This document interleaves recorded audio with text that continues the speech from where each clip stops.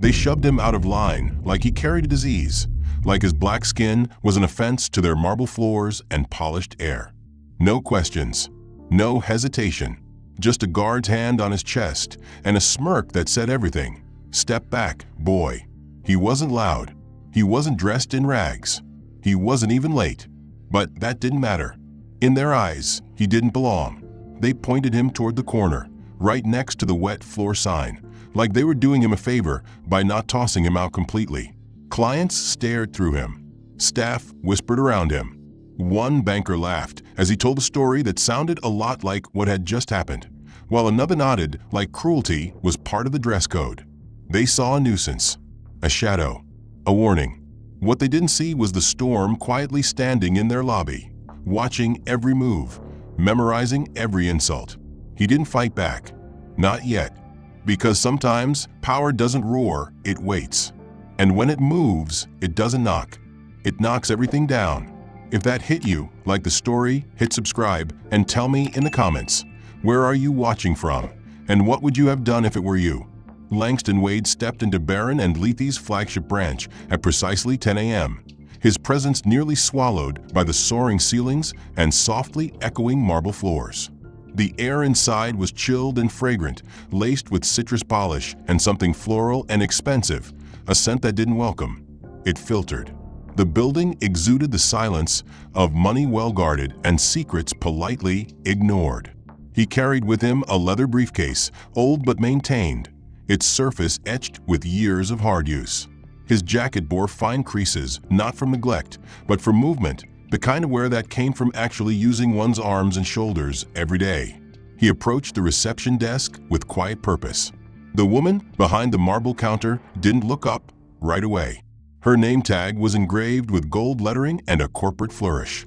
Her hands hovered over a sleek digital interface embedded in the surface before her. Langston waited patiently, holding out his identification and appointment confirmation. Still, she didn't glance at him until she finished a few more clicks. Her gaze rose slowly, eyes flicking across his face, his coat, the briefcase at his side. Her smile was clinical. Without taking the offered papers, she gestured with 2 fingers toward a small section of the lobby.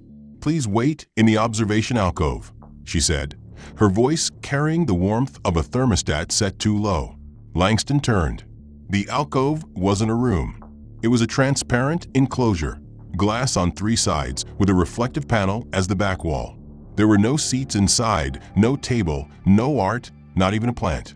Just standing space and a narrow view of the rest of the bank. It looked like a design feature, perhaps something meant to display architectural symmetry, but now it served as a holding pen. No one else was there. Langston hesitated, watching others be greeted and seated in plush leather chairs around the lobby.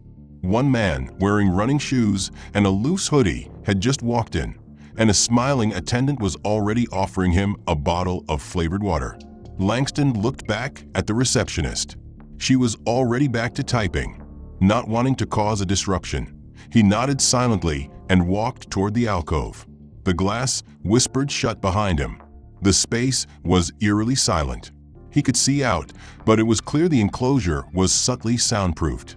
The air inside carried a faint hum from unseen vents, the kind of silence that amplified the sound of your own breathing. He adjusted the briefcase in his hand and stood tall, refusing to lean against the mirrored wall behind him. From this awkward vantage, he watched clients pass freely from reception to private banking rooms. Some carried gift bags. Others were laughing with familiar staff. One older gentleman was escorted by 2 associates to a consultation lounge lit by antique lamps. No one acknowledged Langston. After 15 minutes, he stepped forward and tapped lightly on the glass, unsure if anyone could hear from outside. No response. A man in a charcoal vest and checkered tie walked past and glanced briefly at him, brows pinched, then looked away. Langston stepped out of the alcove and returned to the front desk. The receptionist raised her eyes with visible irritation. "Did someone call you?" she asked flatly. Langston answered calmly, pointing out that it had been over 15 minutes since he was directed to wait, and others had come and gone in that time. She sighed, tapping her screen, clearly in no rush. Your name is still in queue. Return to the alcove. Someone will assist you shortly." A few heads turned.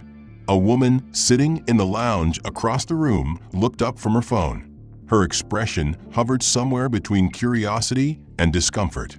Langston nodded once and returned to the glass box. The door closed behind him with a faint hiss. Another 15 minutes passed. A server in a crisp uniform walked by offering espresso shots on a gold tray. She bypassed the alcove entirely. Langston caught her eye for a second. She looked away and kept walking. At 10:45, a tall man in a navy suit with a silver lapel pin in the shape of a vault key approached the alcove.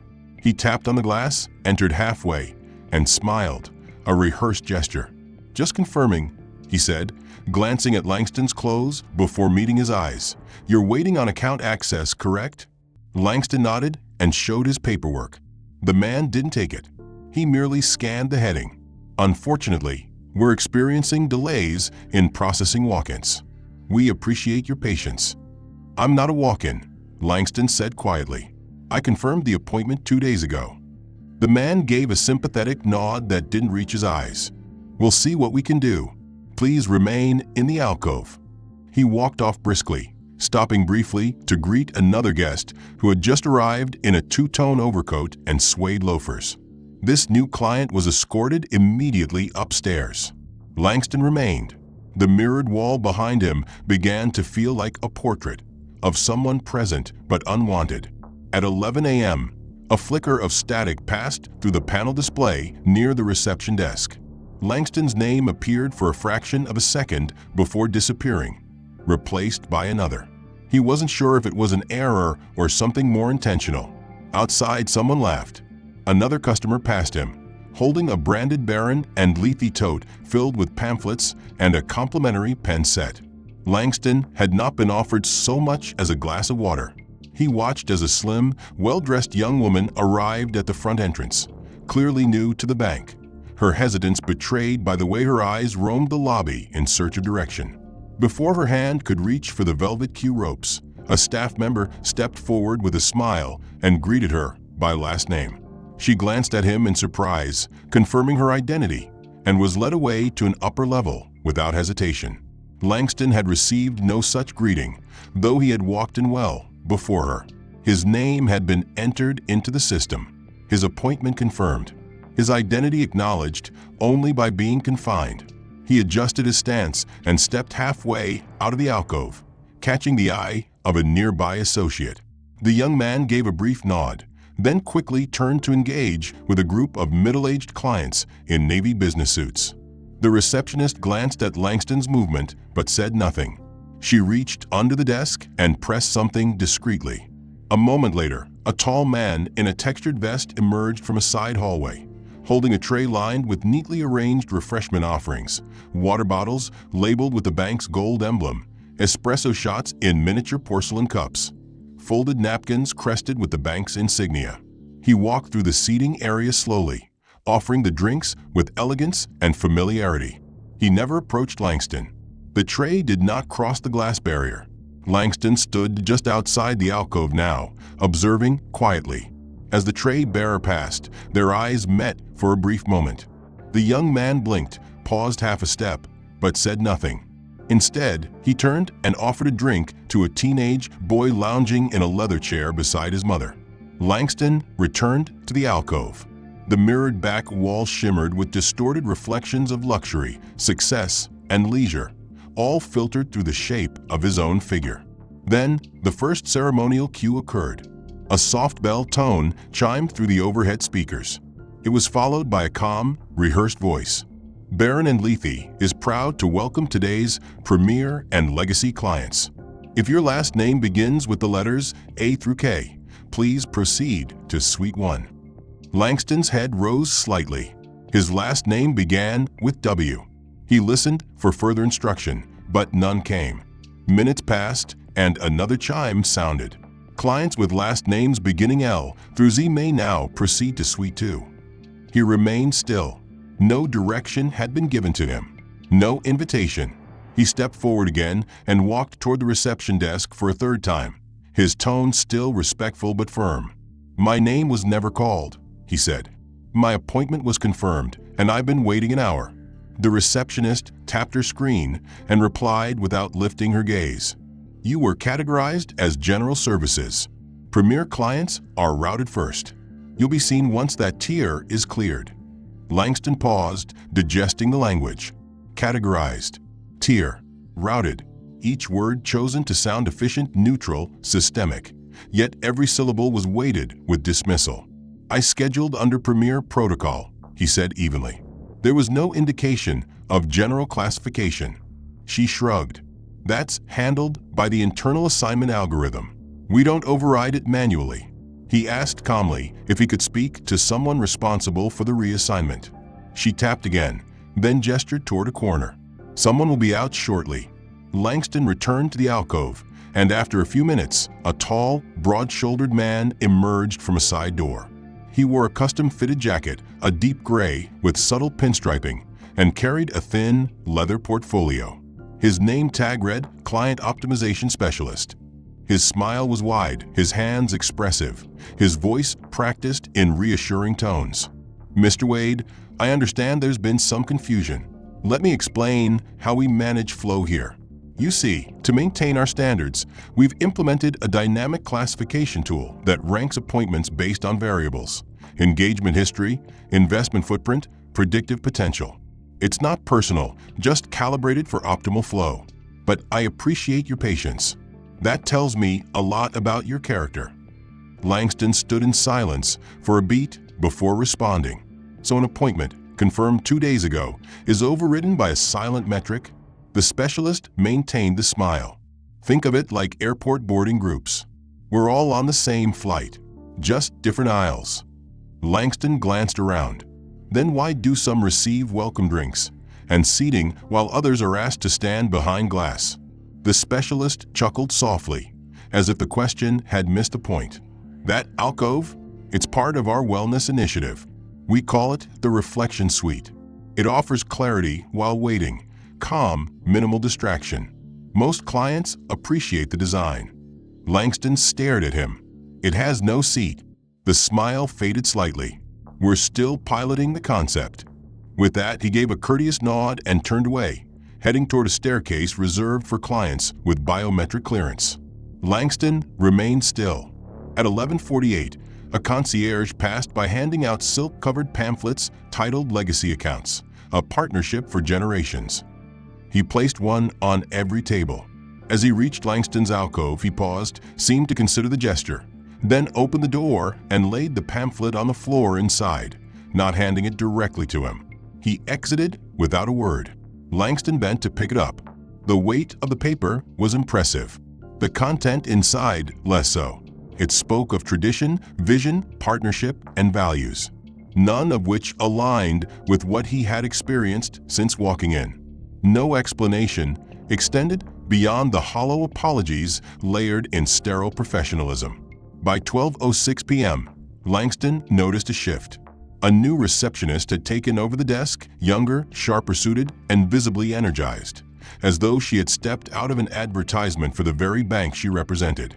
She leaned over and whispered something to a nearby associate, who glanced briefly in Langston's direction before masking his expression.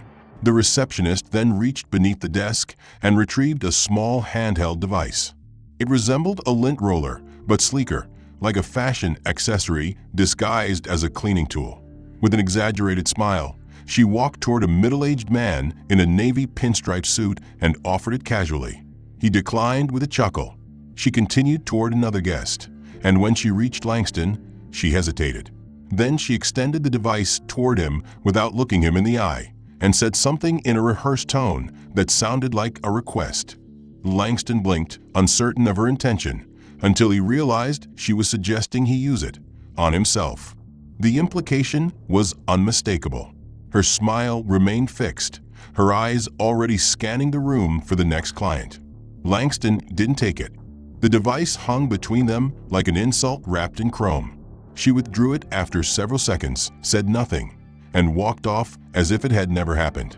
The gesture wasn't loud, but it was precise. Langston's clothes were neat, his appearance clean, his bearing impeccable. Yet in that moment, the device became a verdict. As he returned to the center of the alcove, he noticed the ambient lighting had shifted slightly again. It was dimmer now, casting faint shadows beneath his chin. The temperature inside the space felt 2 degrees lower than the lobby beyond. At 12:15 p.m., a tall man approached the front of the bank. He wore jeans and a puffer vest, his posture loose, his demeanor casual. He had no appointment. Langston could tell by the brief exchange he had with the receptionist. Yet less than 2 minutes later, he was ushered into a side room. The room had been locked before. Now it opened effortlessly for someone who walked in off the street. The exclusion Langston felt was no longer theoretical. It was architectural. Rooms opened or remained closed based on the perception of value. At 12:22 p.m., the concierge returned with a tray of champagne flutes, handing them selectively to clients in the waiting area. Each guest received one with a quiet smile and a gentle nod. Langston's alcove was skipped again. He was visible, fully, obviously visible, and yet not acknowledged. The tray passed inches from the glass, the drinks glinting gold beneath the recessed lights. The gesture wasn't about refreshments. It was about reinforcement, a reward for belonging, a reminder for those who didn't. Moments later, a small boy wandered into the alcove by accident. He had broken free from his mother's side and stumbled in through the open panel. He looked up at Langston with wide eyes and pointed at his shoes. "Are you the janitor?" the boy asked plainly. His mother rushed in, pulling the child back with an apologetic look. But she said nothing to Langston. She didn't correct the child. She didn't address the insult. She merely took her son's hand and walked away, tightening her grip as they passed into the preferred wing of the building. Langston stared at the boy's small hand, still clutching a toy made of polished wood and plastic gears. He stood in silence. Minutes passed. A new group of clients entered the building, and among them was a man in a crimson overcoat, the fabric rich and theatrical.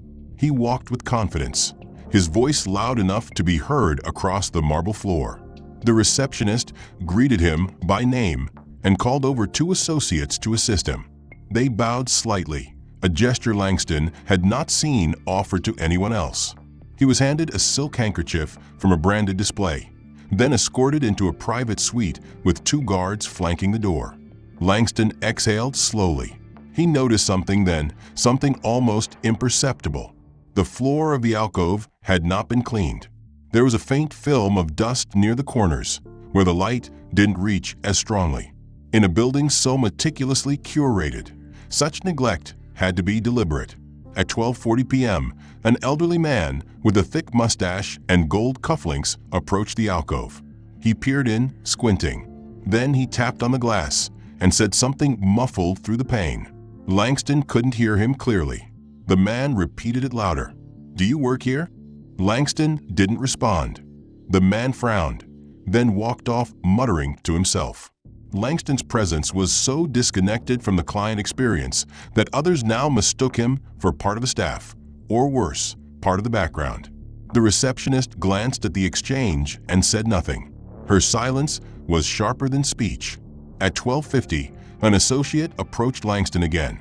This one held a clipboard and wore a tighter suit, a half smile etched into his face. "Sir," he began, "we're running behind today. Your file was misrouted, and we're working on bringing it back into the system. It shouldn't be long now." Langston nodded.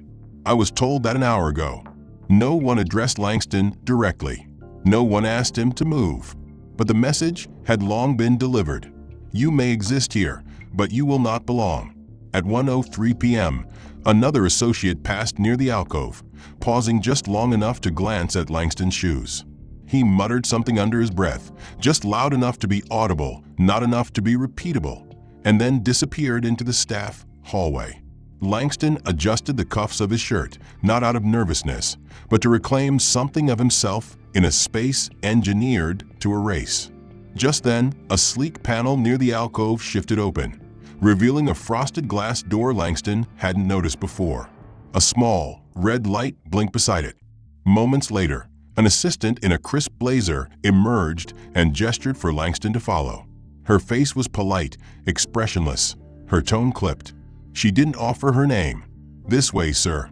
We've made arrangements for a private consultation," she said, then turned without checking if he followed. Langston stepped from the alcove and moved behind her through a narrow corridor lined with framed photos of past chairmen and policy awards. The hallway was silent except for the soft tap of her heels on the hardwood floor. As they moved, Langston noticed that each photo featured men in identical poses, arms folded, back straight, smiles tight with calculation. None looked like him. None carried the strain he had learned to mask. They stopped in front of a frosted glass room labeled with a single word: adjustment.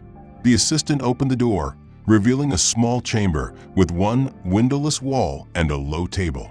A chair was placed at an awkward angle, too low for comfort, and the lighting overhead flickered with a faint delay, casting shadows that lengthened and shrank without rhythm. "Your representative will be with you shortly," she said, then closed the door behind him. The handle clicked. Langston stood for a moment, scanning the room. There were no personal effects, no signs of use, just the sterile neutrality of a space never meant to comfort. He sat slowly, knees bending into a posture that made him feel both smaller and more scrutinized. The table in front of him had a single laminated document, a client satisfaction survey with pre-check boxes and no pen.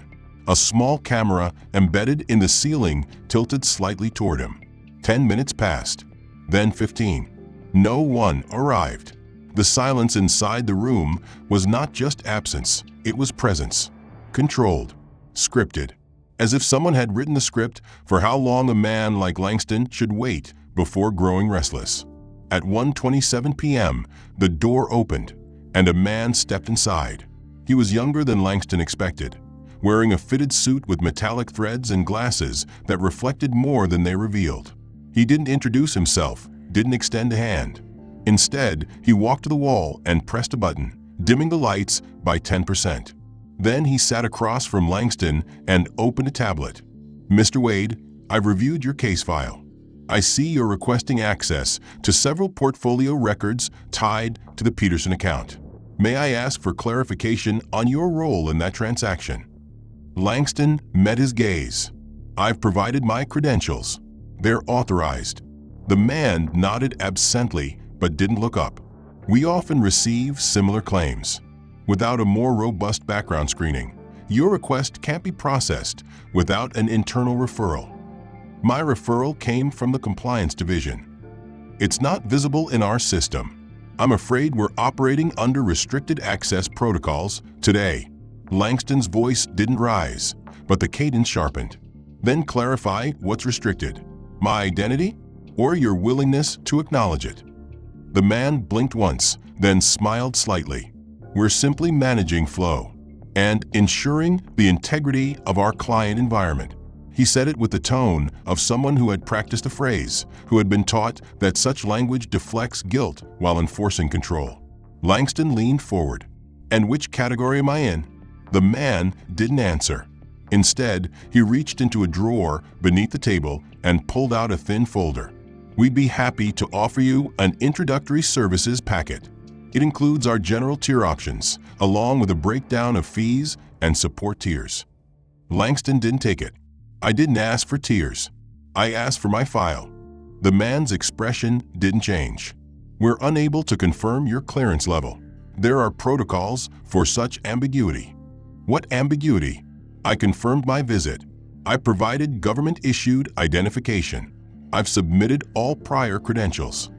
"Your access was categorized under discretionary observation," the man replied. "It's part of our updated internal safeguards." Langston exhaled, the restraint in his chest measured, practiced. "Observation, like the alcove." The man said nothing. Langston stood, his chair scraping the floor slightly. "And the purpose of this room? It's for adjustments," he said. "To expectations, to records, to outcomes." Langston nodded once. "And mine?" The man tapped his tablet. "Still pending." Langston stared at the door. "Is it locked?" The man shook his head. "No. You're free to go at any time. We never hold anyone against their will." "No. You just design spaces where staying feels like surrender. The man looked down again. Would you like me to submit a client appeal on your behalf? Would it matter? Everything matters in the system. Langston didn't move. Does the system know how it feels to be reclassified without reason or erased without record? It knows what it's told. Langston turned and left the room without speaking further. The corridor outside was empty. The receptionist station was now manned by someone new who didn't acknowledge him. As he walked back into the lobby, the air seemed thinner. The young woman there, a new face again, did not meet his eyes. The staff changed like stagehands between acts, ensuring the tone remained consistent while eliminating any human memory of what had occurred. As he approached the alcove, he noticed it was empty again. The woman who had occupied it when he returned from the consultation room was gone, her presence erased just as efficiently as his had been. The glass enclosure reflected the ceiling lights without distortion now, as though nothing of consequence had ever stood inside. Before he could decide whether to stand or move, a voice rose to his left, controlled but clearly elevated for effect. A tall man in a deep burgundy vest with gold trim was gesturing theatrically in front of the bank's central lounge area.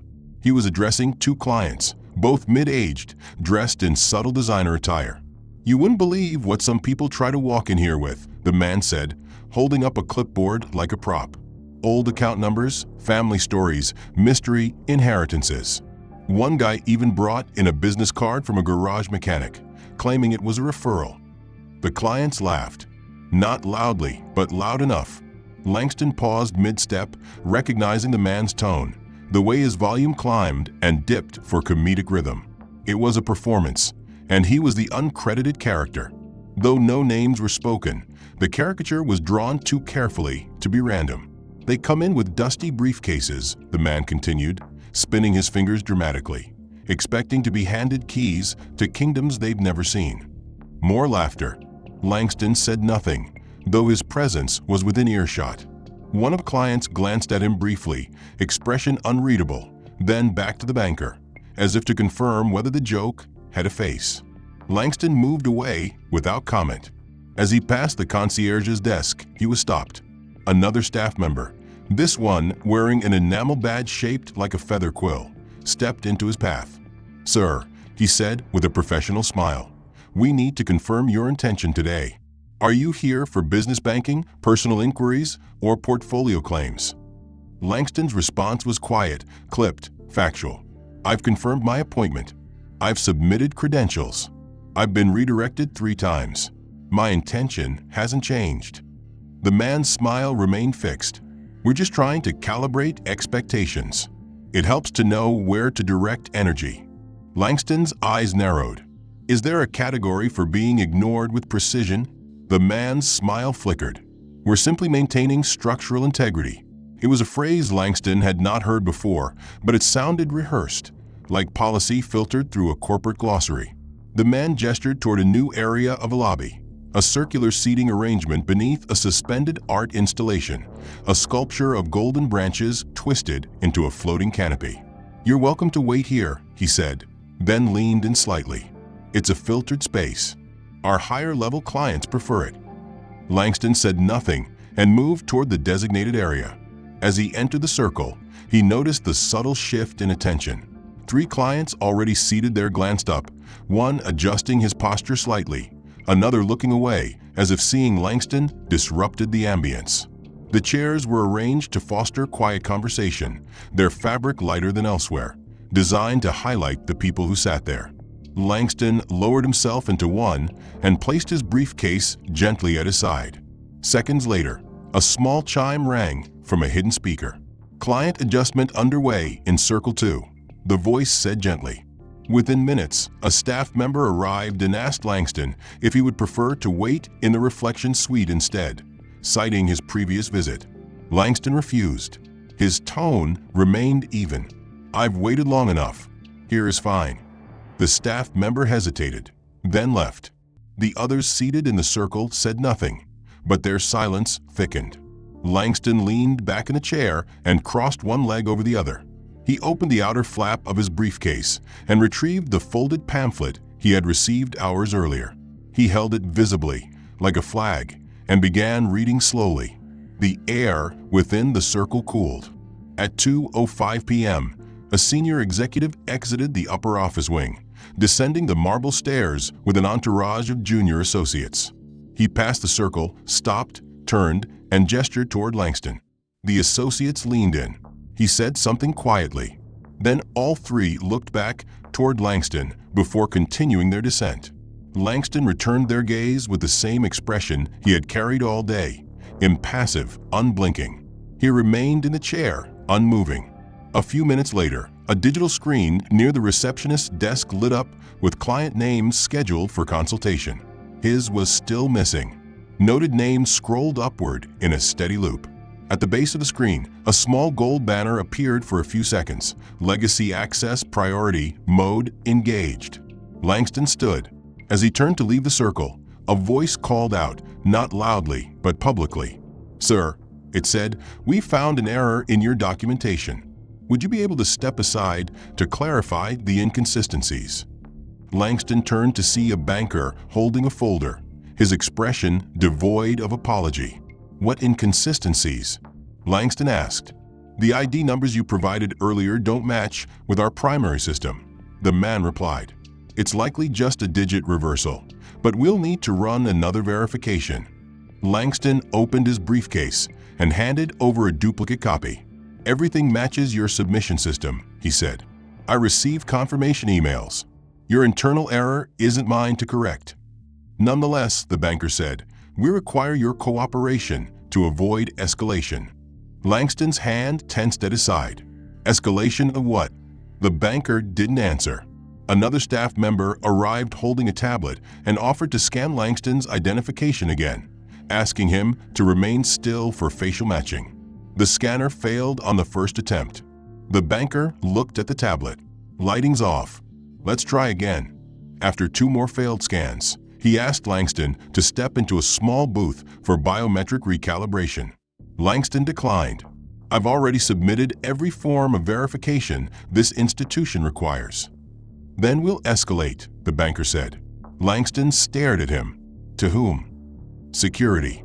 The word hung in the air. Langston didn't flinch. He simply returned his ID to his pocket and said nothing. The staff member gestured to Royce, the same guard who had stood by the door earlier, half hidden in shadow. Royce approached slowly, hands behind his back, posture relaxed but waited. "Problem?" he asked the banker. "We've hit a verification snag," the banker replied. Royce looked at Langston. Everything done to him had been constructed with plausible professionalism, but Langston understood the deeper truth now. The building itself had rejected him from the moment he entered. And yet, he had not left. That choice, silent and still, now drew eyes. Royce, the head of security, stood a few feet away, arms folded across his chest, eyes locked on Langston, as though trying to decipher the exact level of resistance he would be allowed to display before something official happened. Langston met the gaze and did not flinch. His briefcase remained at his side, documents sealed inside, untouched since the beginning of this ordeal. The banker who had threatened to escalate the situation now stood back, fingers tapping against a tablet he no longer pretended to read. A staff member from the concierge team approached with a neutral smile.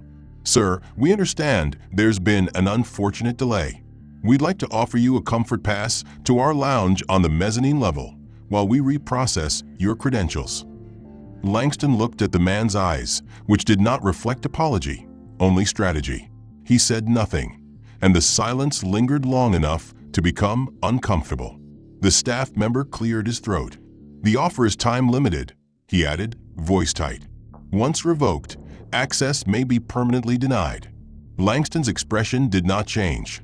His stillness was now resistance, and every person in the lobby felt it. Royce stepped forward. "You've had your time," he said flatly. "Either you accept the redirection or you'll be escorted out." Langston turned slowly, calmly. "On what grounds?" he asked. Royce hesitated, searching for a word that would justify action, without admitting the truth. "Non-compliance," he muttered. "Refusal to cooperate with the client management system." I followed every step, Langston replied. I waited. I submitted. I sat where I was told. I moved when asked. I handed over my documents. Royce's jaw twitched. Now you're disrupting operations. Langston took one deliberate step forward. I'm standing. You're being watched, Royce snapped. You're making people uncomfortable. Then let them leave, Langston said, voice still calm. I have business here. Confirmed. Documented. Verified. I have not raised my voice. I have not disobeyed any instruction. But I will not be repositioned again to ease someone else's perception of comfort. Royce shifted his weight, caught between policy and personal discomfort. The staff behind the desk watched closely, some exchanging glances, none daring to intervene. From a far end of the lobby, an older executive emerged, suit tailored perfectly, hair silver and combed back. He walked with practiced authority, the kind that turned heads and cleared space. What's the issue here? He asked, voice clipped but controlled. Client disturbance, Royce said immediately. The executive's eyes swept over Langston, pausing at his shoes, his briefcase, his posture. Sir, you were asked to wait upstairs. That offer was a courtesy. I suggest you take it. Langston's face remained unreadable. What I want is what I came for. Access to the account I have documented authority over. Nothing more. The executive exhaled through his nose, a trace of irritation forming in the corner of his eye. And yet, you've occupied the main floor like a protester. No signs, no slogans, just standing, Langston replied. Because every other option was engineered to remove me. That's enough, Royce said. This conversation is over.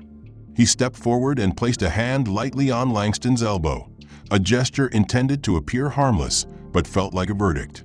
Langston did not react. His eyes remained locked with the executive's. The contact lasted 2 seconds before Langston pulled his arm away, not violently, just enough to reclaim space. Royce stiffened. The executive signaled with 2 fingers. Within moments, another guard appeared at the far end of the room. 2 steps behind him was a staff member carrying a clipboard, watching but not speaking. Escort him out, the executive said. Quietly, Langston did not resist as Royce moved closer. He didn't struggle as the second guard circled around. But he did speak. One sentence, low and steady, aimed not at the guards but at the institution.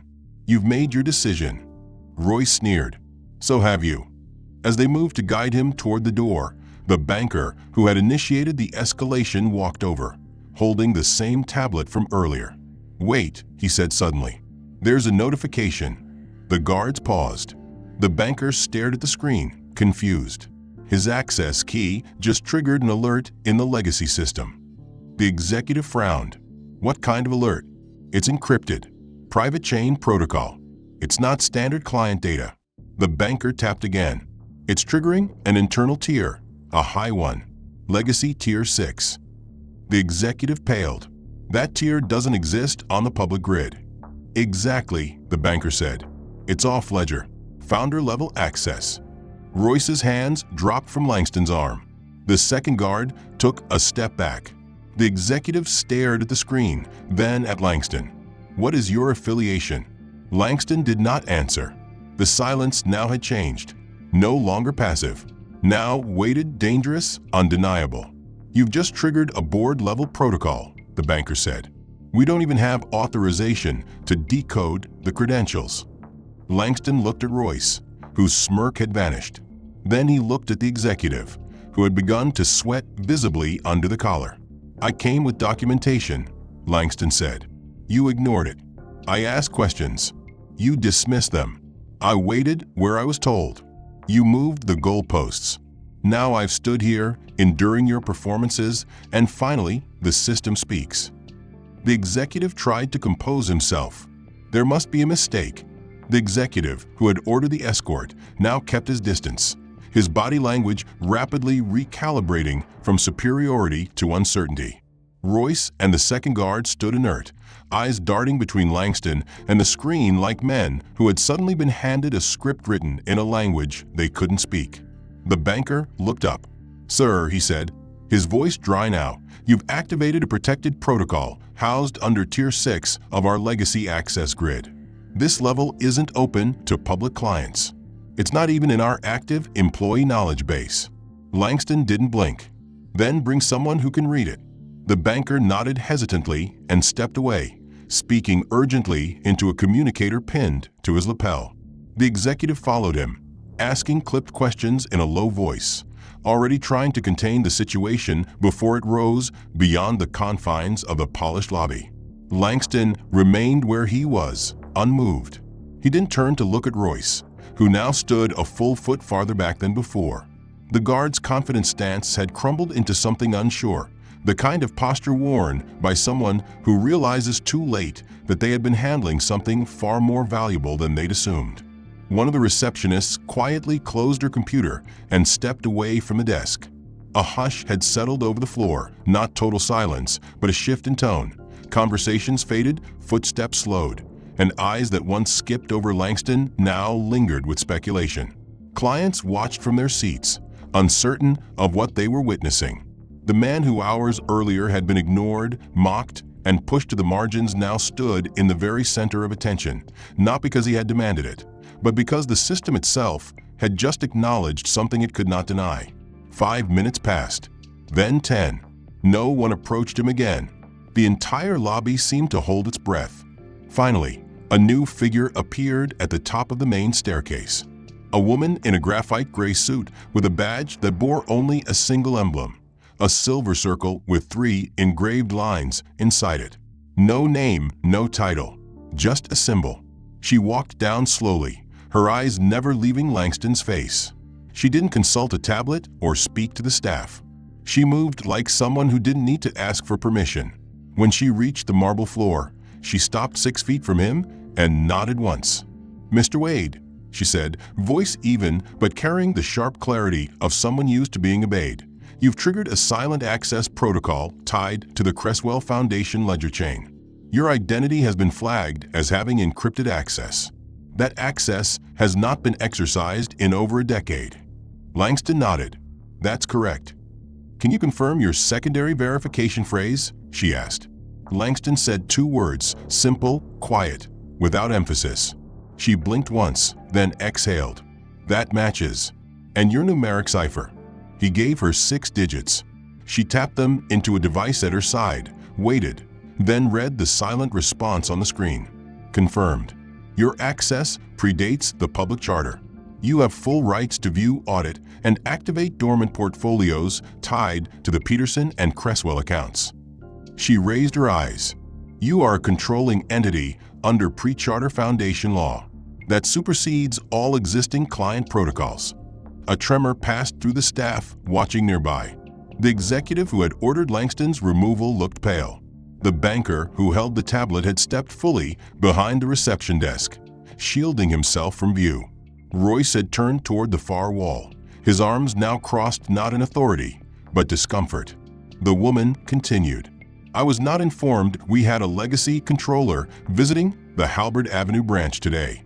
Had I known, you would have been greeted at the private executive entrance and assigned direct consultation. That is protocol." "Your protocol failed," Langston said, "and not by accident." She nodded. "There will be review. There should be consequence," he added. "The damage done here wasn't just procedural. It was intentional, engineered through a series of calculated behaviors meant to isolate, discredit, and exhaust. What your people didn't understand was that some of us have seen systems like this before. I wasn't just waiting. I was watching." The woman didn't deny it. "You'll be escorted to a private floor," she said. "Board-level clearance is being activated." "Not yet," Langston said. "Not until you acknowledge what was allowed to happen." The room grew even quieter.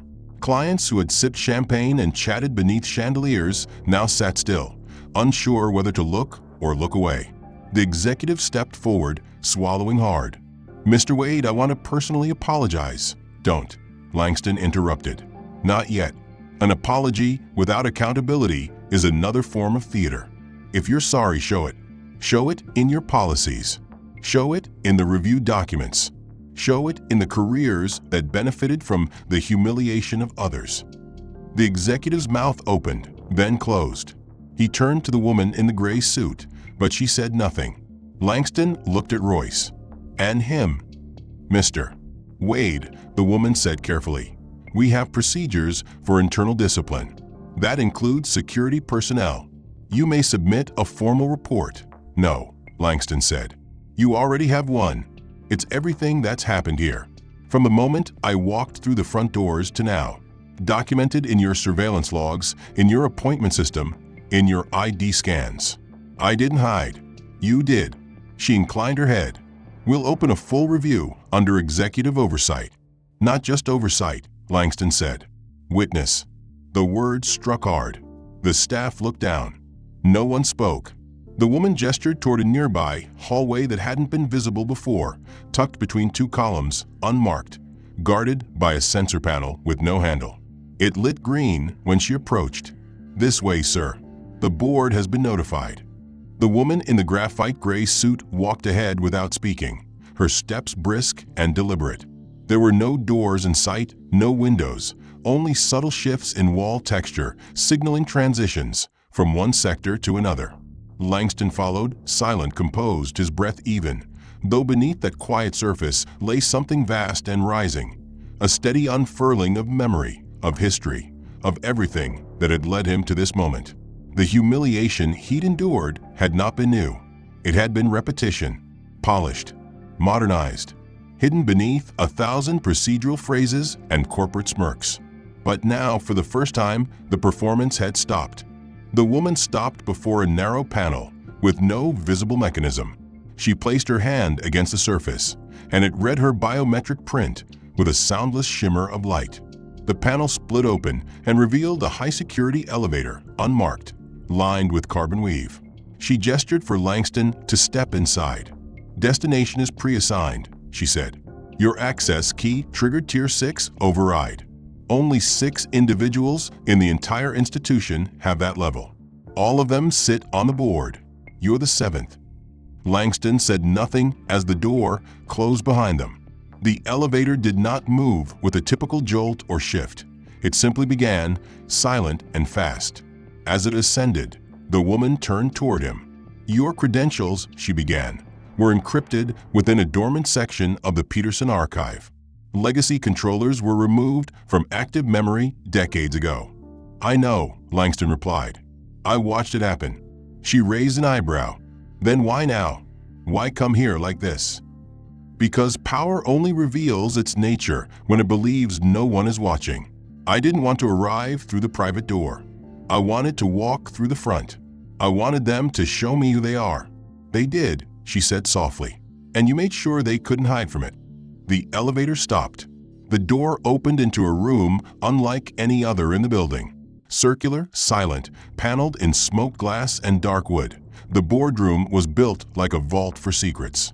At the center sat a polished obsidian table, long and curved, surrounded by 9 seats, 7 occupied, 1 empty, 1 reserved. The board members were already present. Older men and women in tailored silence, none wearing name tags, each one older than the systems they governed. They looked up as Langston entered, not with recognition, but with the deep, practiced neutrality of those trained to evaluate without expression. The woman in gray stepped forward and spoke. Legacy Controller Wade, holder of pre-charter access credentials verified through Tier 6 protocol, requested access to archived holdings under the Peterson and Cresswell portfolios. He was denied recognition on the main floor. His credentials were suppressed by active client filtering systems. His access was obstructed by 3 separate departments. He was nearly removed by force. A pause settled. One of the board members, a man with a pale scar along his temple, leaned forward slightly. And now, he asked. Langston stepped forward. Now, he said, I'm here to finish what was left unfinished. Decades ago, this institution accepted a series of asset transfers from Cresswell and Peterson foundations under the condition of legacy stewardship. Those assets included not only financial holdings, but governance power, regulatory oversight, and structural veto on discriminatory operations. Those conditions were quietly buried during digital integration, but the protocol remained, silent, waiting. Another board member, a woman with silver braids and eyes like polished stone, tilted her head. "And you held that key all this time?" "Yes," Langston said. "I was trained by those founders. Trusted, not as a figurehead, as a witness. You built layers to obscure the original architecture of this institution. But that architecture still remembers who built it and who it was built for." "And what do you intend to do with that authority?" asked the man with the scar. "Reveal it," Langston said. "Reinstate what was erased. Not just the oversight, the values, the equity. And I'm not asking for permission." The room stayed quiet. The oldest board member, a woman in a cobalt suit with hands folded like carved stone, finally spoke. "Do you understand the consequence of what you're proposing?" "I understand the consequence of doing nothing," Langston replied. "If systems like this are allowed to continue defining merit by comfort, access by skin, status by silence, then everything you built dies. Quietly, without a name. I won't allow that." The boardroom's silence deepened. Finally, the woman in cobalt pressed a control pad at her seat. A new screen unfolded from the center of the table, projecting a map of institutional protocols, security clearance, legacy governance, private equity flows. Langston's name pulsed in red across multiple nodes. "Legacy control confirmed," the screen announced. "Override acknowledged. Peterson Cresswell protocol restored." The woman looked at him. "What would you like to do first?" Langston didn't hesitate. "Review every incident logged in the past year where clients were categorized under discretionary observation. Audit the outcomes. Identify every employee whose decisions fed that algorithm. And I want a written apology issued to every person misclassified under that code. Not tomorrow. Now." The board member beside her spoke up. "That's thousands of records. Each interaction, once hidden behind user interfaces and polite policy screens, now scrolled in stark clarity, time-stamped, indexed, and tied to specific personnel." Langston's voice broke the silence. "Begin with the Halbert Avenue branch. I want every discretionary classification applied in the last 5 years reviewed for procedural irregularity." The woman in the cobalt suit, who had resisted neither his authority nor his instructions, nodded without comment. She tapped a silent control panel, and the screen split into cascading windows, each one tied to an incident log. "Apply filter. Final outcome resulting in dismissal, delay, or forced withdrawal," Langston added. The screen narrowed. Nearly half the entries remained. He leaned forward. "Now filter by client demographic. Apply socioeconomic markers where identifiers exist." The screen dimmed briefly as the system recalibrated. When it returned, the color coding changed. One color dominated, deep ochre, representing a singular demographic group. Langston sat back. No one in the room spoke. "These are not accidents," he said. "These are patterns. Engineered, maintained, justified by convenience." The woman in gray, now standing near the door with a communication device pressed to her ear, approached silently. "Security escort is bringing Royce and the branch executive to the upper suite. They'll be here in 3 minutes." Langston nodded. "They'll listen to their actions in sequence." One of the younger board members shifted uncomfortably. "Mr. Wade, while we recognize your authority, may I suggest we handle staff discipline through existing internal channels?" "No," Langston interrupted, his tone colder than before. "This will not be resolved in back rooms. This was a public humiliation. The reckoning will match it." The door opened before further objections could be voiced.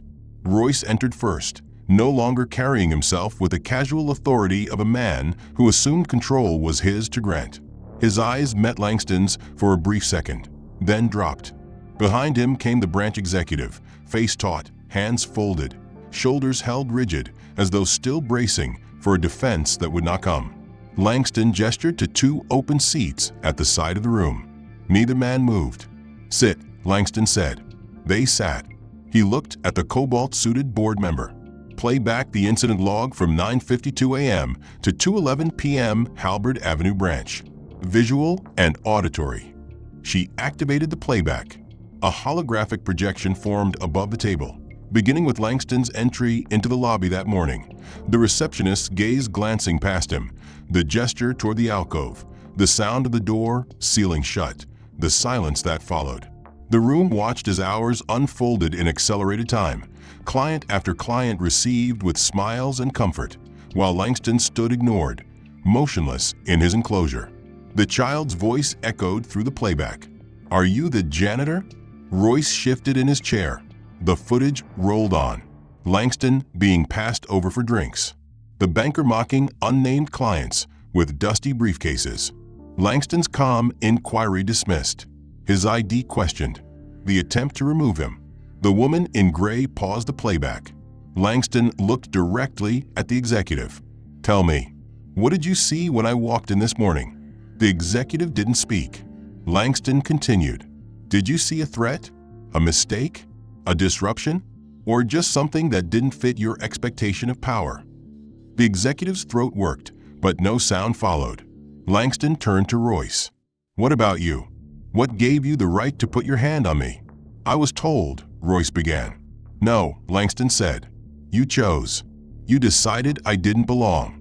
You enforced that belief with posture, with language, with silence.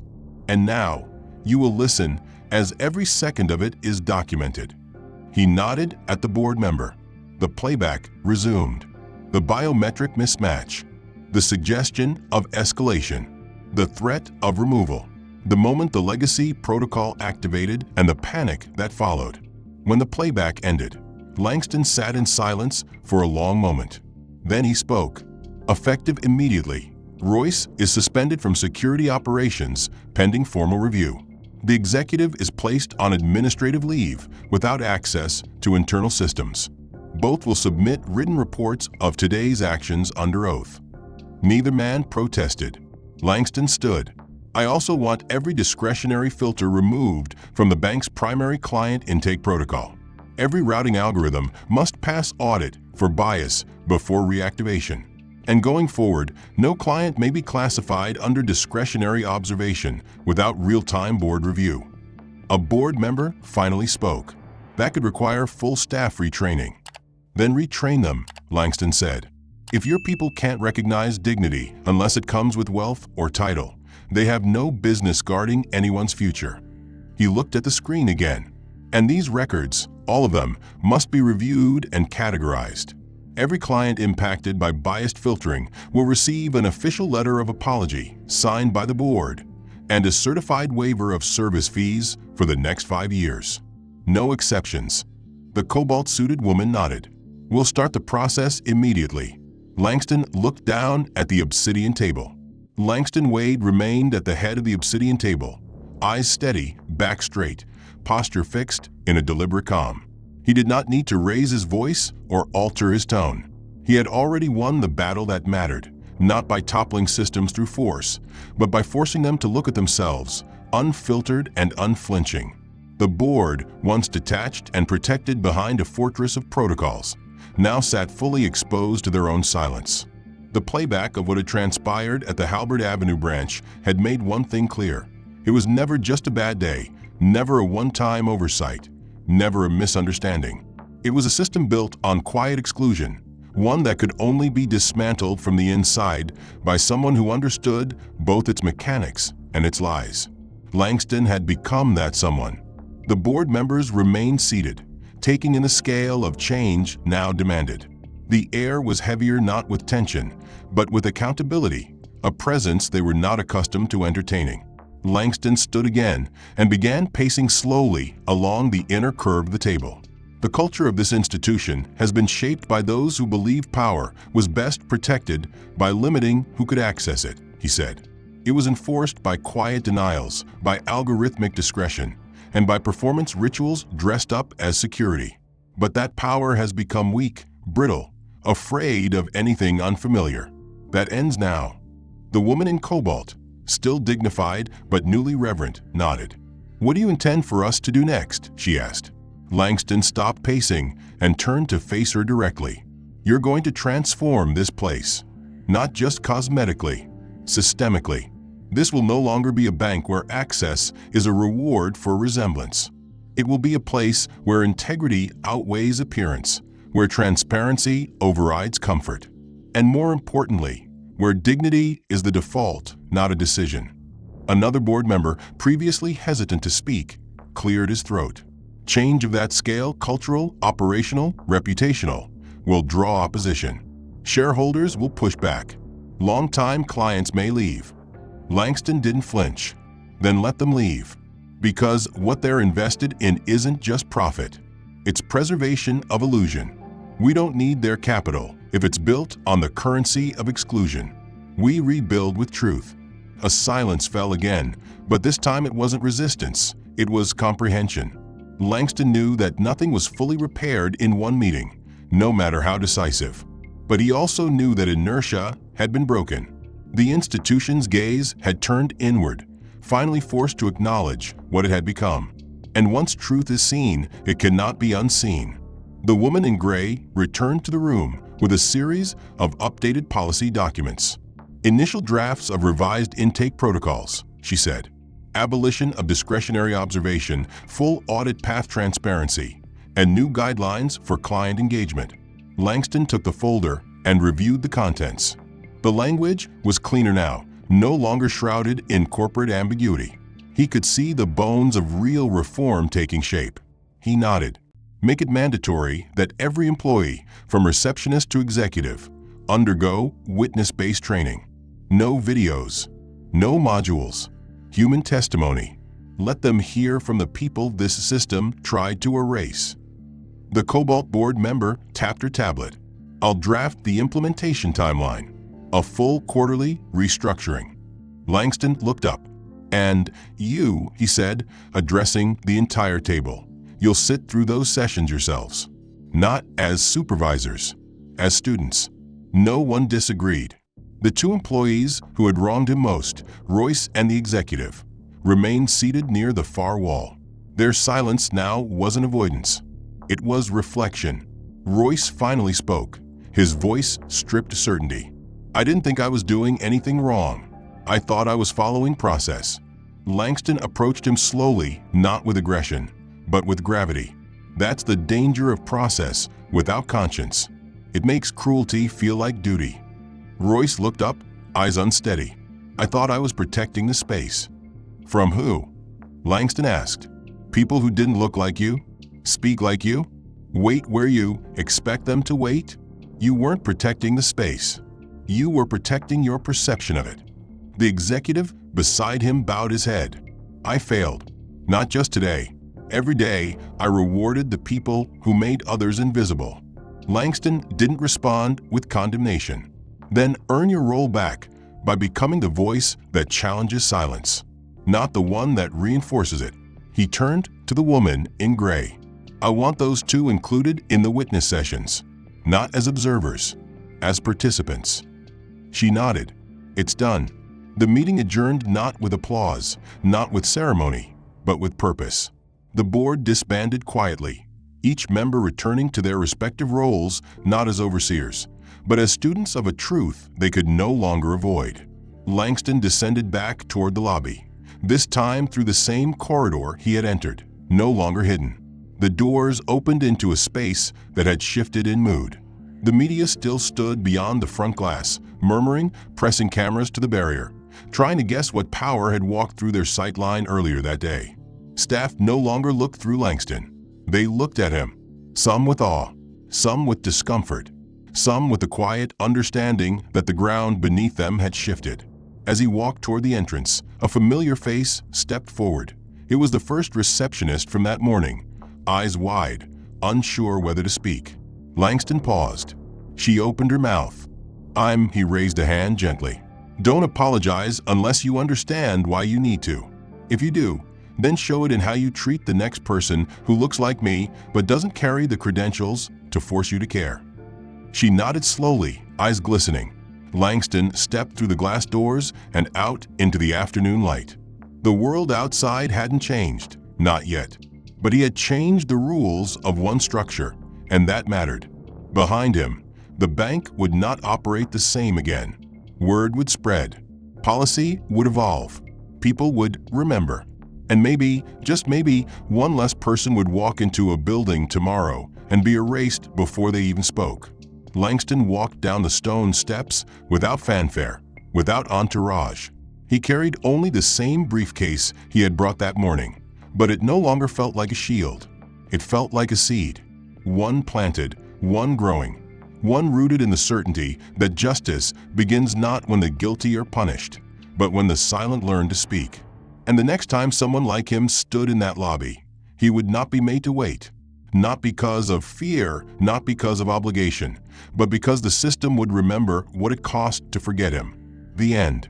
If you found this story powerful or thought-provoking, go ahead and hit that like button and consider subscribing for more cinematic, high-stakes narratives that bring deep themes to life.